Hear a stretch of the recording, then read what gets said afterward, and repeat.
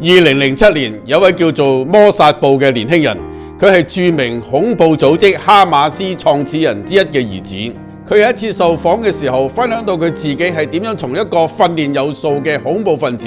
被寄予極高期望嘅未來哈馬斯領袖，多年自殺式炸彈襲擊嘅發起人，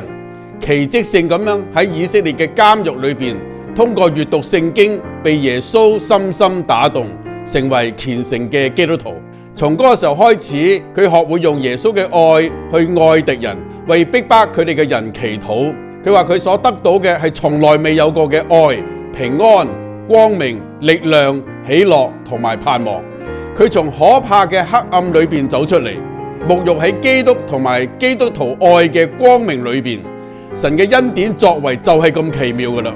佢愛世上所有嘅人，